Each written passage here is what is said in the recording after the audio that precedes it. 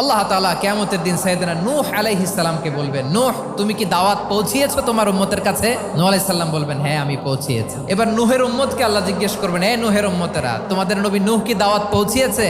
নূহের উম্মত বলবে, না আল্লাহ, কোনো দাওয়াতও আমরা পাই নাই, আপনারাও চিনি নাই, জান্নাতও চিনি নাই, জাহান্নামও চিনি নাই। নূহ আলাইহিস সালাম বিপদে পড়ে যাবেন। তখন আল্লাহ বলবেন, নূহ তোমার পক্ষে কোনো সাক্ষী আছে?